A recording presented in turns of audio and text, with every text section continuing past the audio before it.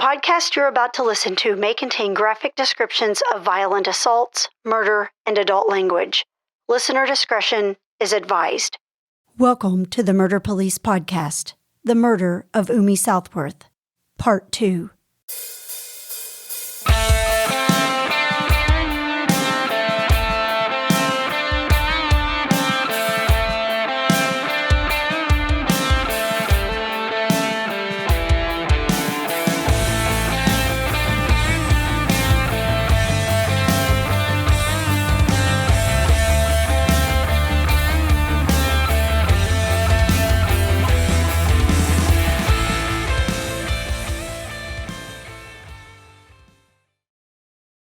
After the interview had finished, it was probably an hour and 15 minutes. But what had made it stop, or why the interview stopped at that point, was because I had received a phone call. Yeah, I was going to say that was a pretty big event in this case. Tell us about the phone call. It was a call you never want to get. Definitely, as we talked about, this case changed policy. The coroner, this is about 3 hours after Umi had been located, and they went to start processing the area around the mattress and realized that, in fact, Umi was still alive. Yeah, what had happened was the coroner had actually described that when they lifted the box spring to examine the scene further for forensics, that he actually had heard her take a gasp of air or breath, and at that point, they checked her for a pulse, and she had a very low pulse. So at that point, they called EC to come in. They removed her, and they transported to the hospital. And there she was placed on a ventilator. And we'll talk more about that later, but she ends up passing away the following day. So at this point, husband doesn't know she's been found still even 3 hours later. That's correct. And doesn't know that she's still alive. So then do you all just send him on? Or what do you all do from the interview forward? So at that time, I'd stepped out. Chris was speaking with him.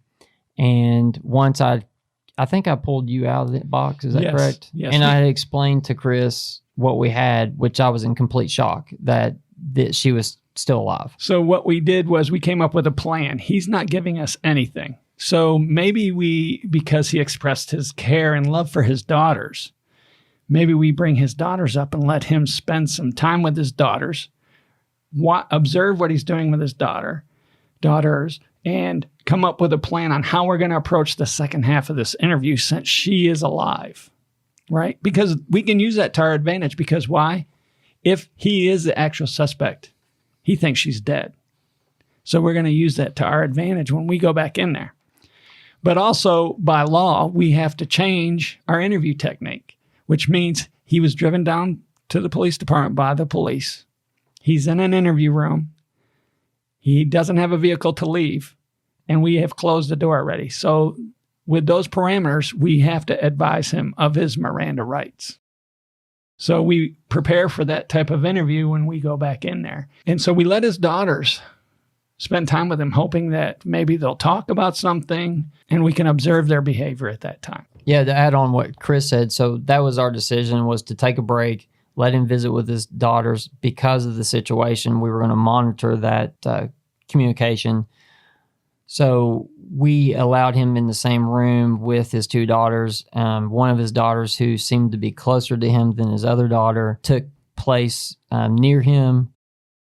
As we were observing the girls in the interview room, we discovered that maybe we need to think about how the family dynamics are and try to find out, well, maybe he has a history, and was he married before, and was there ever any previous domestic violence reports made on Don? So we have, like I said early on, simultaneously things are going on. Dave's done with a search warrant, so of course we use Dave again to do other research for us. So, but as I'm listening to us talking, because we know this case so well, like we haven't even addressed that the two daughters weren't from the same mother.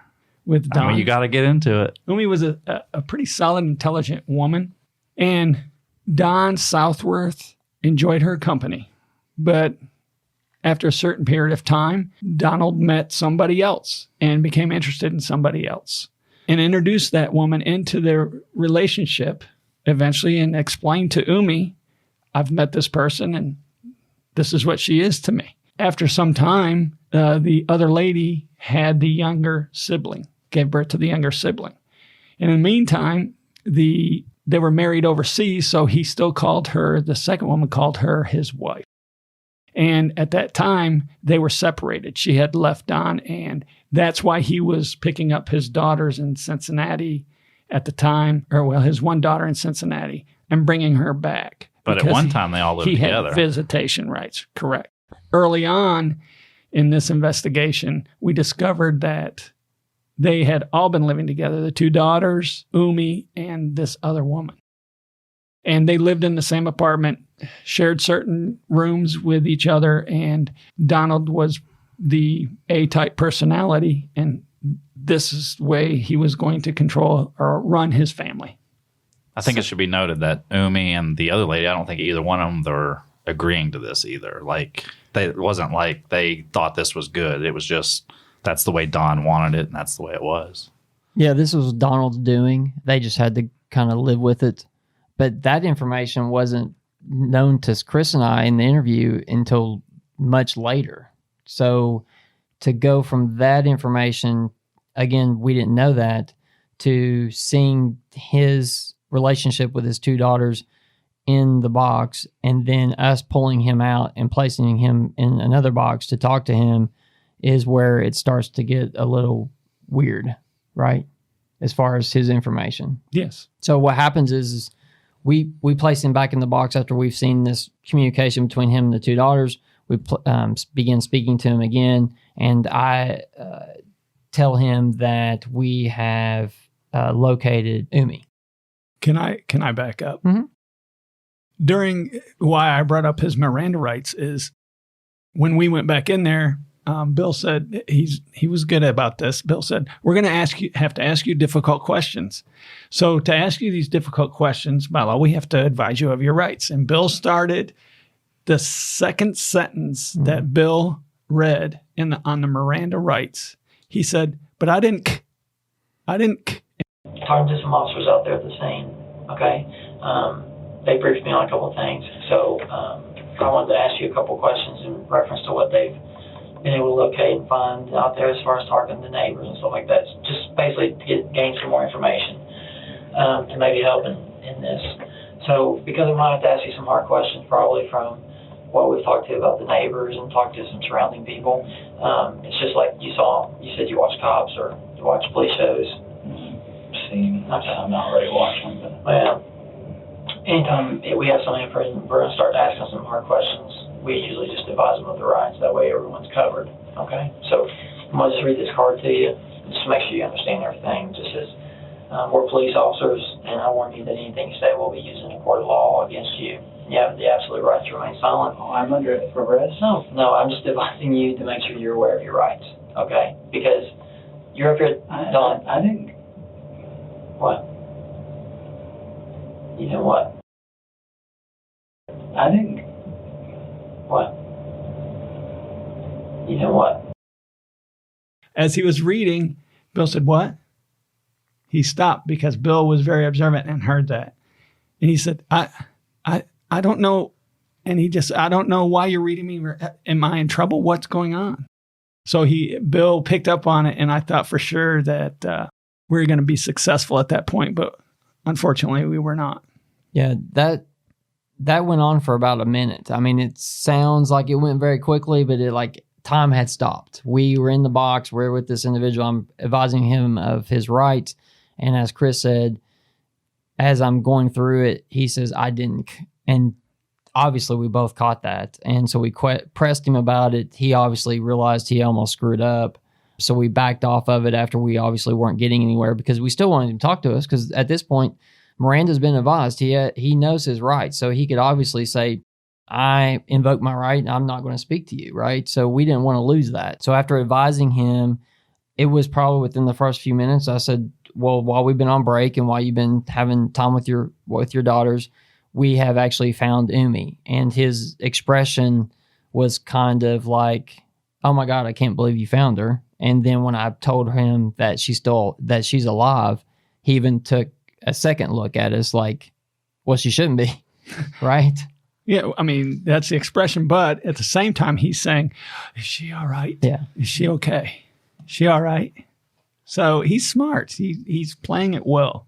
Yeah. So as I'm telling him the information and Chris and I are talking to him, then he starts to continue with, was she okay? Where's she at? So we explained to him that she had been transported to a medical facility here in Lexington, that she was being treated, and we were obviously going to go talk to her, and she was going to hopefully provide a statement to us eventually and tell us what had happened, and we would be able to tell him the same. He seemed a little concerned about that.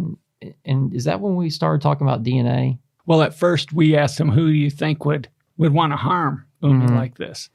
And this became important later on because he said, and like I said earlier, at the scene, we discovered it's a fourplex. There is their apartments. If you're facing their apartment, it's a brick porch. And on the right side, downstairs is where the Southworths lived. Upstairs was another male individual. Across the hall was a Asian couple. And then above that couple was a single woman that she lived there and was a librarian. I don't know what her occupation was, but of course we interviewed her. She worked for a bookstore. And at that point when he said, he said, well, across the hall, they were our friends. We talked to them every once in a while. We didn't have any problems. The guy upstairs, he's gay, so he wouldn't harm her. And I'm thinking, why do you say that? But we're going to come back to that because later on it kind of is an issue that we bring up, that you understand as detective that, oh, okay, if you put the crime scene together and you put what he just said, he's starting to help us out here, right? So let me back real, just in case I missed it too. When you said that she had been found, how much detail did you go into about the condition she was found in or anything? So all this is just contemporaneously flying out of his mouth, right? Just that she's alive and gone to the hospital, and they located her. Yeah, he's a talker. He will, and that's the kind of people you like, right? When you're interviewing them, you like them to talk. So we just let him go with it. So I imagine at this point, he is probably sick to his stomach thinking, since he doesn't know her condition, she may tell the truth about what happened. And he's probably trying to act like also he's relieved, so relieved that you all found my wife. I'm so relieved. Is that about how it went down? That is his reaction, but at the same time, he's trying to cover his tracks. Obviously, we believe that he's the guy that we want for this, but he's also making us really work hard to figure that out. And there's a lot of things that happened throughout the investigation that he created these hurdles for us, and we had to get over them. And the audience will be shocked by some of the things that we still had to the hurdles we had to get over. So what I remember from that interview too is like Schoon or Chris had mentioned, I apologize. I'm going to go ahead and say this. I call Chris Schoonover, Schoon, because that's just what I do. It's out of love. Yeah. So I'm just going to stop trying to correct myself. It's Schoon. So, and I accept it as his father. There is quite an age difference. But what I would say is, though, and this is what goes on in the office. So just a sidebar, this is how we are. We work. A lot of people think, how in the world do these guys solve homicides? But this is how it works. And Dave could even elaborate on that. I mean, you have to have that cutting up, the release, the great friendship to solve these cases because of the things you're seeing. Is that correct? Oh yeah. If you don't act crazy, you'll go crazy. Mm-hmm. That's what I've always said. And maybe we'll do it. I said before, we probably ought to come back and do a show and talk about that dark gallows humor that's part of that and how that's a resiliency tool. Mm-hmm. But that was the best part. I'm with Dave. That was the best part of my career too. So right. Yeah, I think we all could agree that homicide's where it's at. It's the best position to have in the unit. And or in the department, if you're able to work that position, then you've done a lot. And more than likely for the victims' families, because that's what we're there for. So back to the interview. So what I remember too is he had said those things, but we really didn't catch that because he was such a talker. And so Chris picked up on it a little bit. And as the lead, just to kind of set the stage, when you're sitting there, I'm trying to hear what he's saying, ask the question, but I'm also thinking about the second and third question I'm going to ask. But that's why it's important to have a very good second, because that individual or that detective is listening to his response and also trying to think what I'm going to ask next. But he's listening a little bit better. So Chris picked up on it, which was great, but we also found it more when we started looking at the statement that he had made. As we continued with the interview, we began pressing him a little bit more. We wanted to push him and see what his response would be. And I remember as we started to push him, if you would see the video from the interview, he really starts closing himself up. His legs are crossed. He crosses his arms. He's becoming a little bit irate with us because I keep pushing him a little bit about his responses about where he's been, what he's doing, and who he's been with, and what she's doing. And this is a perfect time where we knew he was telling the truth one time in that entire interview. And this is the time where Bill was trying to describe the crime scene with the backyard with the tire tracks. Oh. Well, yeah, Dave, and they were doing, of course, the neighborhood. And we talked about that in previous shows. Neighborhood canvas is very important to the detectives to get any information they can have. It's fresh with the neighbors. They know what's going on at the time. And they'll more likely talk when there's no one next door in this case, and they'll tell you the truth. So those tire tracks, as he's talking to Donald and kind of giving him the tough questions, I get a text from the Forensic Services Unit and from Dave saying, hey, our survey, they're saying that there was a slip and slide out back, and that's where those tracks come from, is from that plastic that they laid down and watered, and everybody in the neighborhood was using the slip and slide and sliding towards the back of the woods there. So now I've got to go and explain to Bill that those aren't tire tracks, when at this point in the interview, Bill is confronting Donald about, did you drive Umi back there and then hide her body under those woods? Are you telling me you were on him pretty hard? And I'm going, let's get past those tire tracks, Bill. Let's just not talk about the tire tracks. I believe him. And at that point, Donald got very irate and raised his voice and said, I did not drive her back there. I don't care what you say. And it was probably the only time in that interview that we felt he was telling the truth. And I said, Bill, I believe him. He goes, okay, I'm past that. I believe you. And we move on to the tougher questions. Yeah, as a detective in the homicide unit, and we all have a lot of experience in that area, you can almost feel when someone's telling you the truth based on their emotion, right? So that's the first time we'd actually seen him get upset. So I felt he was telling me the truth, but I was like, maybe he's trying to pull one over on me. But then when Schoon said, hey, you need to let this go, Schoon and I have worked together so long, I knew that there was something had happened. He found out something, and I need to move past it. And so I picked up on it and said, look, I'm past it. In fact, I think that's what I said. I'm past it, and let's move on. So, but we had almost gotten tired of listening to him. It was like one lie after another, or we felt like, and he really didn't show any compassion towards his wife. Well, let's talk about that. In the interview, and we noticed this coming out of there, we spoke about this after he had left the police department. How many times did he ask what happened to his wife? Now, we told him that we had found her, and he said, I hope she's okay. Is she okay? And we just explained, well, she's being attended to by the emergency room physicians. And he never asked, did he, about, well, what's her injuries or what happened to her? No, he never asked what had happened to her, the condition we found her in, nor did he ever ask to really go see her. In fact, and that's one thing I was going to add to that, was before we ended the interview, because there's a time as a detective in homicide that you just know that you're probably pushing it too much. And he's not asked for an attorney yet. We still probably want to be able to talk to him at some point. So it's a fine line. It's like, do I keep pushing, or do I back off a little bit to give me that other opening at some point to talk to him when I have more information? And the other thing we're looking at is, as detectives, and we spoke about this previously, is we want a conviction. So what's a defense attorney going to attack when this goes to trial? How long had he already been in the interview room? Oh, several hours. I was going to say, we kind of glossing over how long this was going on, but this is like, we're in hour 4 of getting the call, and now we are just now starting to be like, all right, let's take a break. And that's correct. So, and that was one thing that was wearing on Schoon and I, was like, do we back out of this? Because Schoon and I are confident in our interview skills, and so is Dave. So, and I know all three of us do a great job.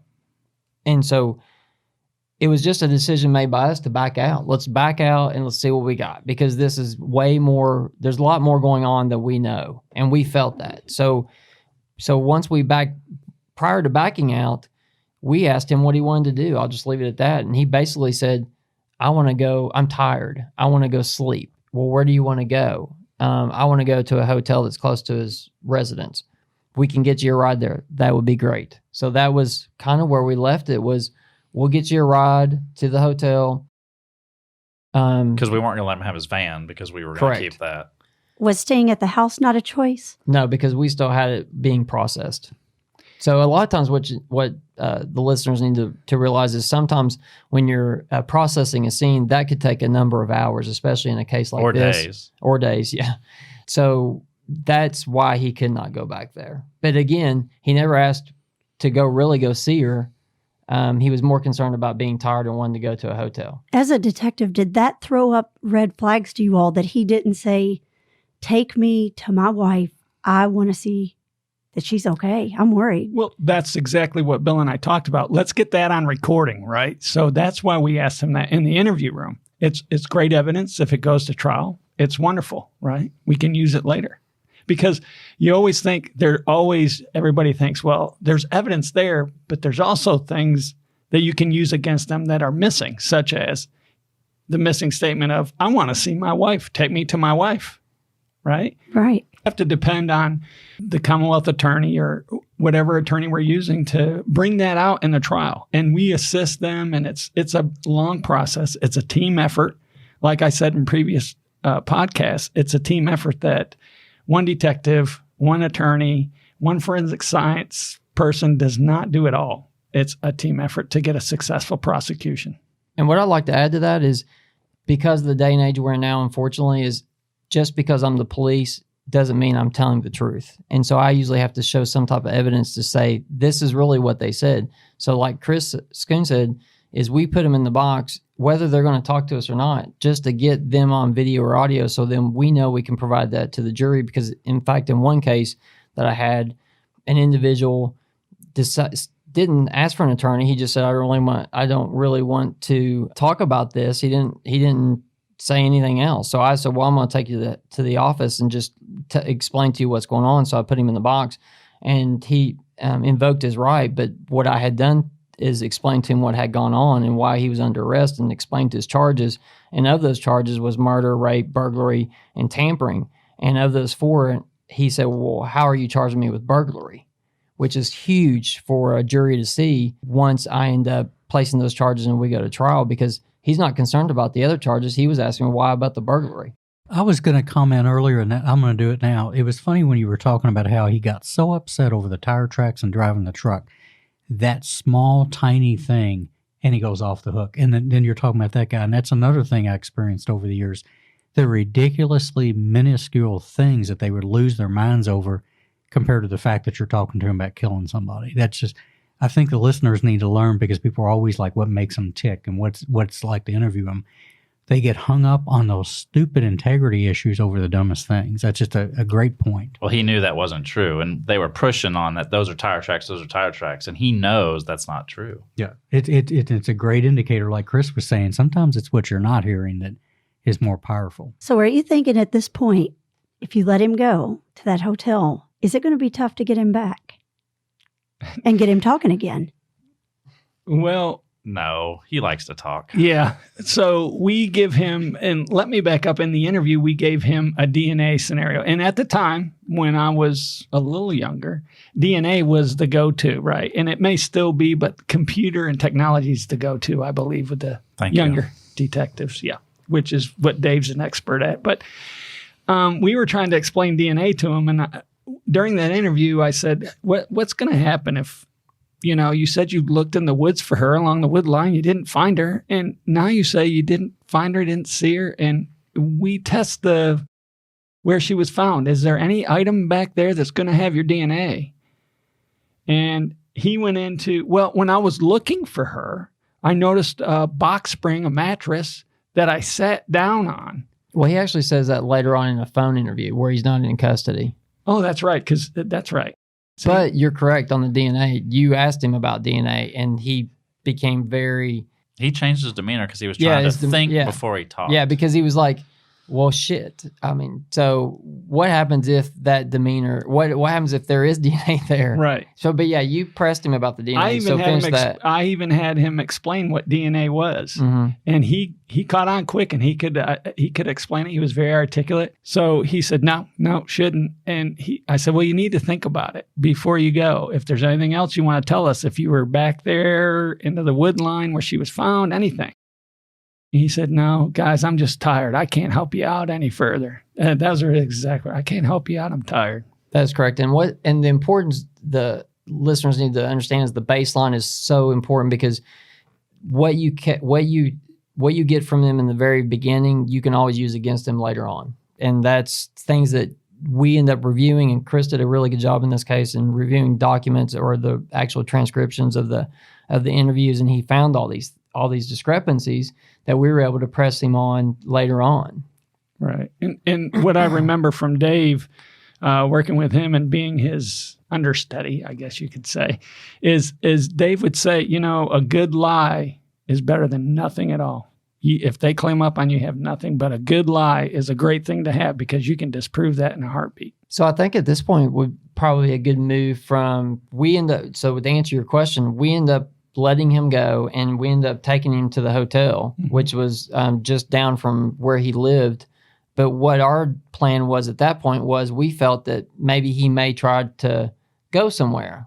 Well, no, that was the next night. Next night, okay. See, what listeners need to realize, it's not like on TV, and I'm looking at Dave smiling right now, because we got called out at 7 p.m. on June 9th, 2010. It is now 2 o'clock in the morning. We're driving Donald Southworth to a hotel. And the listeners are probably saying, well, what about the two children? Where are they? What's happened to them? We fed them. Bought them ice cream. Yes. We agreed with family services to let them go to the other wife's home, because we wanted to keep the sisters together. And the two sisters agreed to go. The older sister was not happy about it, but at least it was with somebody she knew. So you mentioned earlier that the two daughters were there. I wanted to know, what are they doing during this time that you're interviewing Donald? And also I wanted to ask, what are the ages of these girls? So the ages of the two girls were 12 and 9 so as we were talking about earlier, after we allowed him to spend time with them and we moved him into another room to do the second part of the interview, they just remained in the other room until we contacted the other parent to come and pick them up. But they'd also been fed, received ice cream. They knew their mother was missing. Dawn had explained that to him in the room. There was some concern about where she may be. But again, it was mostly a silent room, just as they were sitting there, and they were consoling each other. Yeah. The younger child asked, what happened? What's going on? And Donald said, the oldest daughter said, I don't want to talk about it. Do I have that right? One of them said, I don't want to talk about it. The other one started talking about it. No, that's correct. So if you can imagine or envision the room that they're sitting in, which is another interview room next to ours, they're basically, I'll set the stage, is you have Donald sitting on the floor, you have one of the daughters sitting in the chair closest to him, and then you have the younger daughter sitting the furthest away from the two of them in the corner. And that's when the oldest daughter says, I don't want to talk about it. If I recall correctly, this is when Donald says, I understand, we're not talking about it. And there's some consoling going on at that point. Right. And at that point is when we decide there's nothing else to gain from this. Let's pull him out. Let's do the second interview, which is what we've already talked about, advising him of his rights. And at that point, we had the other detectives that were working the crimes against children victim, the family abuse section, contact the other parent to come and get them. So you release everybody. The girls go with the other parent. Donald goes to his hotel. What do you all do for the remainder of the night? Or do you call it a day and start again tomorrow? Well, in homicide, it's hard to ever call it a day because we typically work nonstop. And again, I keep referring to the first 48, but a lot of people watch that show In fact, even a lot of the suspects we interview in the box say, "Oh, this is just like the first 48. I'm sitting in the room that they are interviewed in." So a lot of people kind of compare the first 48 to what we're doing, and honestly, it's probably the closest rendition of what we do. Other than if anyone has seen The Wire from HBO, it's a great show that probably depicts what we actually do. They go home, or they go with the other parent. Donald goes to the hotel, and our day's not done. They're still processing the scene, and that's when we decide to go to the scene. So as the lead and the secondary and any other detective that's involved, you typically go there to see what forensics has discovered and also to do a walkthrough. Because they've been interviewing for 3-4 hours, and so now you can really see what the inside of the apartment looks like, because they haven't seen that because we had to wait on the warrant. They're more concerned on the interviews. And so now we can all walk through that together, and we can talk about things that forensics has found, things that kind of stand out, or things that are just kind of normal. And so that's kind of the next step. So do you go to the apartment that night? That is. So we all traveled to the apartment. I think Chris, Schoon, and I traveled there. I think, did you go with us, Dave? Yeah. Yeah, so we all go there. Dave's in his flip-flops. So we go to the scene. It's still being processed. So imagine, so we have the the crime scene vehicles. We have crime scene technicians, the forensic guys there, and we're processing the scene. So as it was set up earlier, it's a fourplex basically. They live in the bottom right apartment. So when you first walk in the door, there's kind of a common area. And then as you make your way through the apartment, if you turn right, there's a bedroom. If you turn 2 bedrooms, as you turn right, there's a bedroom to the left, a bedroom to the right. That front bedroom is going to be the parents' bedroom. The back bedroom is the children's bedroom. And then there's some music equipment in the kitchen area and also in the front room. And then as you make your way through the apartment, to the back of the apartment is the kitchen. And then there's actually a door that allows you into a common area that gives you access to the basement. So what we were doing was we were searching the residence for any evidence to show that maybe the scene was inside and she was carried outside, but we were also processing any evidence that we thought could be involved in what we were observing outside where she was, specifically like the belt, her clothing, and things of that nature. Yeah. So the other thing we're looking for, so when you go to trial, a defense attorney will say, you, from day one, honed in on my client. You didn't look at anybody else. Did you? And then, of course, on the stand, you want to show that you did a well-rounded investigation. So the first thing, and it's kind of, as your listeners, you're probably saying, hey, well, could you check the doors? Was there forced entry? Was there any kind of locks that were already locked, or did somebody have a key and come in the back door?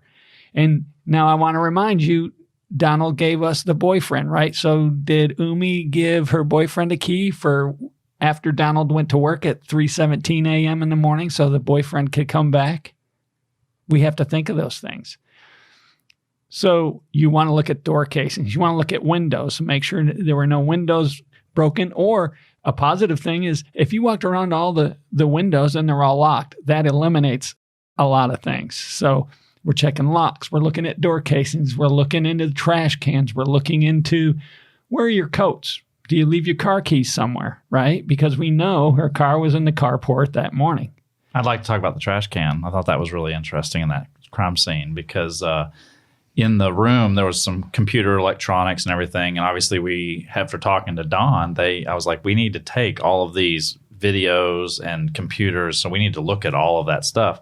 But in the trash can in that room, there was only one piece of paper. That was it. No trash, no Kleenex, anything. And it was just a divorce decree. No creases in the paper, no wadded up, just like printed out and stuck in the trash. And so forensics is taking pictures of this and they're showing to us. And you're like, why is that like front and center for you to see about this divorce decree? Because somebody wanted you to see it. Exactly. Right. So then as you work your way from the inside of the house, and during his interview, he mentioned something a lot about a water hose. So let me cut to the chase on the water hose. He said, I don't know, but I moved the water hose back to the house. Bill and I, to this day, don't know really what the hot water hose was used for. There's something that was important to him, but we have never figured it out. But he said it probably 3 to 4 times. Then we work our way back to the wooded area. So what we have at the wooded area is the mattress, the box spring, right? And now when we get there, it's in a different position, of course, because it's been processed and people have moved things and they attended to Umi. The box spring, the clothes are still out there. And what we find are on the other side of a chain link fence. I was going to say, talk more about the clothes. Yeah. On the other side of the chain link fence, we find a long sweater, like a house coat, a nightgown, and they're wadded and thrown up on the other side of the fence. So hopefully we're thinking, okay, she was found nude. Her clothes are wadded up and thrown over the fence. We still haven't found her purse, which if you know any woman, they're not going anywhere without their purse. Right? We still haven't found that. But we're concentrating on that. We're looking into the kitchen. We're trying to find everything in the kitchen is important, right? Because we don't know what happened with Umi. So they're videotaping the kitchen. Paper towels, kettles, spatulas, Bill's going through the drawers to look at the drawers. Looking in the freezer, looking in the fridge. Yes, we find nothing out of the ordinary. We see that she cooks, which kind of supports that he said she fixed me lunch before I went to work. Do you recall seeing a cat there, Bill? Yes. Okay. Because it was a big cat. And I don't like cats. There was also a snake there, and I don't like snakes. Yeah, we'll get to the snake. The snake he used for the kids in the neighborhood. He liked to spend time with the kids and show them about the snake. And his daughters liked the snake, too. I'm afraid of snakes. But anyway, part of his story in his interview was that the cat ran out the back door maybe. And maybe she went out to find out what happened to the cat. And maybe somebody attacked her back there. So that was one theory he had. He also talked about all her texting, and you need to find her phone because she was texting all the time, all night long. It even irritated her oldest daughter. Her oldest daughter would ask her, "Who are you texting all the time?" That was concerning to him. So we still didn't have the cell phone. So we were missing some things. And at the scene, early on, that's what we saw at the scene. And the flip-flop. Mm-hmm. So there's a lot going on here, and that's why we're all kind of jumping in, is because there's so many things going on at the same time. So what Dave was mentioning was a flip-flop and keys. Early on, when I had mentioned the Fazoli girls, when they had arrived on scene prior to the police being called to the scene, was when they had gotten there, they were wanting to talk to the one daughter and ask if they had seen, or if she had seen her mother. She had stated no, she thought she was at work, but it was odd that her car was there. One of the Fazoli ladies made her way around the back of the house and discovered a flip-flop and a set of keys, both which belonged to Umi. So she obviously thought that was weird, but at the same time as the discovery took place, Donald was there and approached her in a almost threatening way. "You need to leave. This is not your problem." So she left, and they actually did a little surveillance on Donald, watching to see if he would leave after they left, and he did, and they followed him around the block, and that's what created them to call the police. They thought he was obviously suspicious and thought that he had some involvement in her being missing. So as we're still processing the scene, so it's dark, we're still trying to process the scene with lighting, but we're also inside the house. And as we make our way through the house, like Schoon had said, we're photographing, videoing, and things of that nature. But the problem with you being on a scene is you don't know what the scene looked like before. So, is a house look like this all the time, or is there something wrong? Or so you're having to really look around and search and things of that nature. So we finally make our way to the basement, which was the common area for all four of the apartments.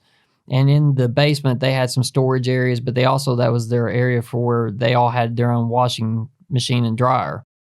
So we were able to discover which one, or identify which washing machine and dryer belonged to the Southworths. And when we did, we came across opening the washing machine to find several items that we thought to be suspicious. And what I mean by that is these items specifically were found in their washing machine, which was a pair of leather New Balance shoes, a UPS hat, which remind you the Donald was working for UPS at the time, women's underwear, a white sock, men's underwear, a pillowcase, checkered shirt, white boxer shorts, blue pajama pants, towel, and a pair of UPS pants. So these apparently were items that we felt that could be involved in the homicide. So as we pulled those items, we documented those items, and then we also swabbed the washing machine for any type of blood, and that came up negative. So typically people do not wash their shoes, right? Unless you're 12 years old and a boy, right?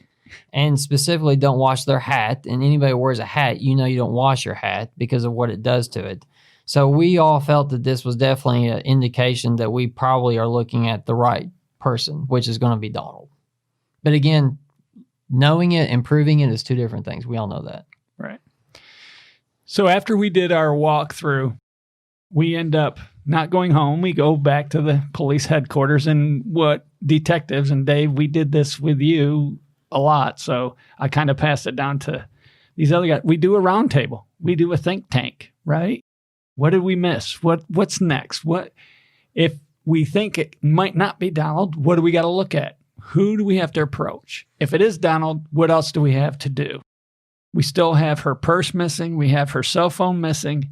We know where her car keys are, and we're still missing a flip-flop. Well, and all the credit goes to Dave Richardson, is he comes up with, well, we have K9 as a resource. Why don't we do an article search, right? That's a great idea. So the next day when it begins to become light out, we haven't gone to bed. We have not. We decide that an article search would be great. Now, so we arranged to have that done. And lo and behold, if you recall earlier, I said there's high weeds almost up to the roof of that carport in the back. And so we let the K9 go through there, and we discovered, I'll let you describe what was found since it was your wonderful idea. Well, thank you, Chris. Hey, there's more to the story, so go download the next episode like the true crime fan that you are. The Murder Police podcast is hosted by Wendy and David Lyons and was created to honor the lives of crime victims so their names are never forgotten. It is produced, recorded, and edited by David Lyons. The Murder Police podcast can be found on your favorite Apple or Android podcast platform, as well as at murderpolicepodcast.com, which is our website, and it has show notes for imagery and audio and video files related to the cases you're going to hear. We are also on Facebook, Instagram, Twitter, Pinterest, LinkedIn, and YouTube, which has closed caption available for those that are hearing impaired. If you've enjoyed this podcast, please subscribe for more and give us a 5-star review on Apple Podcast or wherever you download your podcast from. Subscribe to the Murder Police Podcast and set your player to automatically download new episodes so you get the new ones as soon as they drop. And please tell your friends. Lock it down, Judy.